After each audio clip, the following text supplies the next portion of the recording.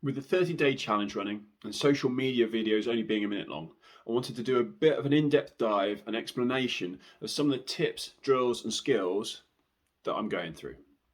Here's a look at the first week, the first 7 days. First up, we want to be relaxed and comfortable in the water. Learning to float is a big part of that. To float in some way, shape or form, we have to remain still. Water is 750 times more dense than air, so it can be fairly supportive if you're allowed to be. The more that you move your arms and legs, the more air you introduce to the water, so it makes things less stable. It's quite counterintuitive. Also, by pushing up and down in the water, that's going to lift you up, but also what goes up must come back down again. There you go.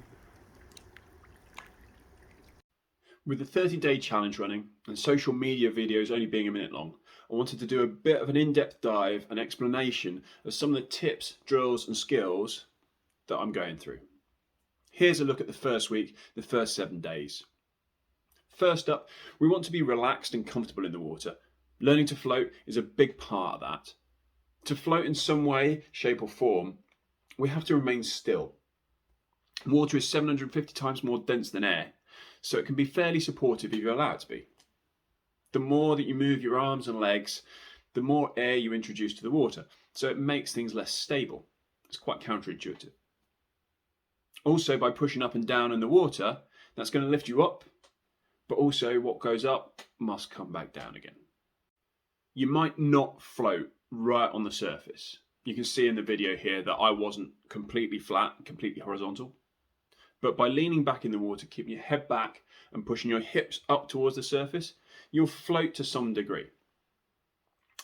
If you look towards your toes, however, it's nigh on impossible to get your body to float.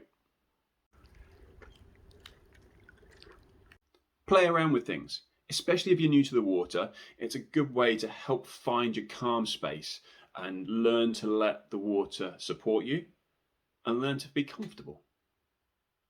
Day 2's video is more floating, and it's learning some body awareness, learning how to stop sinky legs. If you're an experienced athlete, experienced triathlete, you might understand that feeling of your legs dragging through the water. The dead man float is a great way of learning this because you have no expectation on your legs floating at all. So you can just take a big lungful of air, let everything go floppy, and just sense how your body sits in the water.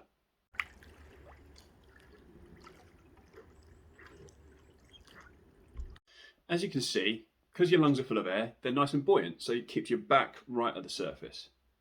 And because your legs are a long way from that, and they're especially muscular, especially with triathletes, they hang down. And that's why you get that hooked shape. I tend to refer to it as the hunchback position. From here, you can do the same again, but we're going to do the same by lengthening your spine. You're going to pull your ears away from your shoulders. You're going to raise your arms up towards the surface, and you're going to engage your core.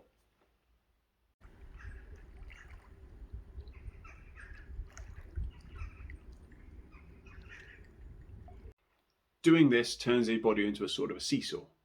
By lengthening your body and engaging everything, it turns your body into a nice solid plank, and then you can lean over your lungs and balance. Many coaches and books and blogs will tell you to look down to help bring your legs up towards the surface when you're swimming. This is only part of the solution. As you can see, it's all about that core, that posture to help bring everything up together. If you just look down whilst you're swimming, your legs aren't going to do anything different. Day 3 was all about streamlining. And streamline is a really useful skill, partly because it gives you more speed at any point in any swim, but also it helps reset your body position without you even having to think about it.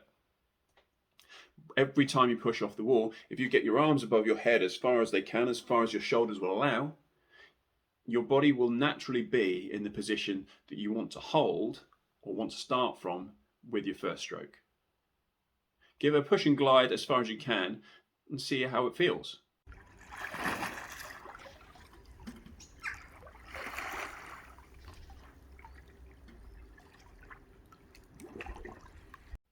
If you don't get your head into line or straighten your arms as far as you can, it has a real marked effect on both your speed and the position your body is in the water.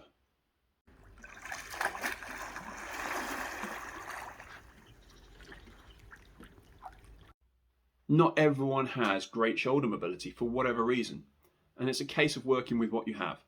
Put a focus on keeping your spine long and keeping your arms out in front wherever you can. So if that's only part of the way up, that's what you do.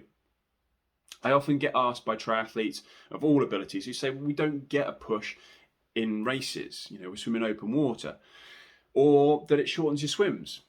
And this is true, of course, but for the most part, you'll be doing your training in a pool.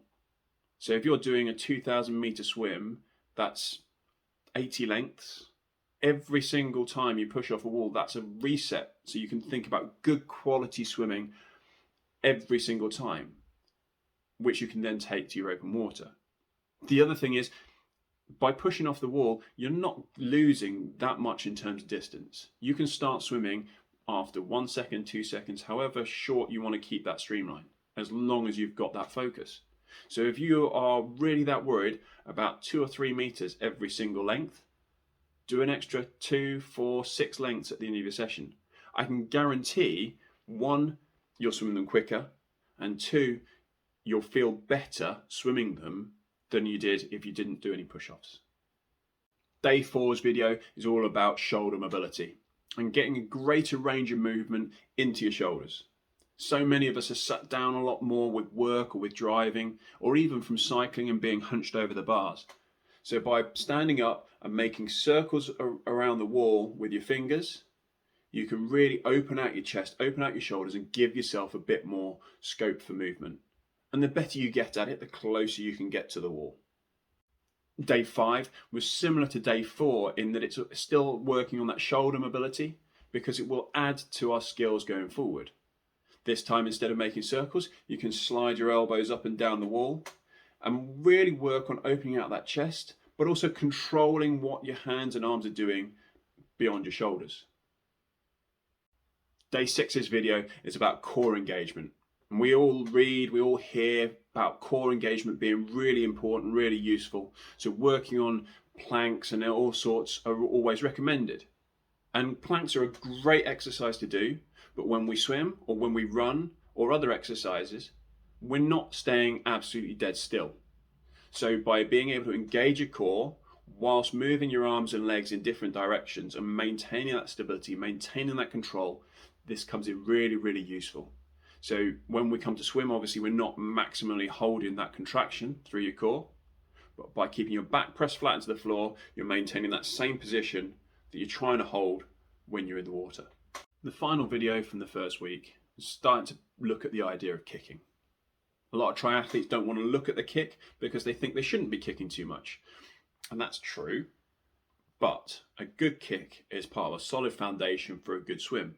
And unfortunately, if you're kicking poorly, that can drag your hips down and it can cause real problems for the rest of your stroke. I really like having physical feedback. So a really good drill is to kick with your arms by your side, pressing your thumbs to the side of your glutes, just to make sure that your bum muscles are working as you kick. Try it like this video now.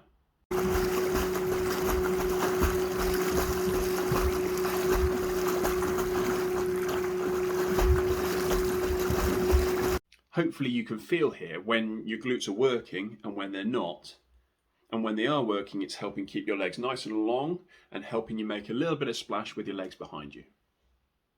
That's the end of the first week, so hope you're following along.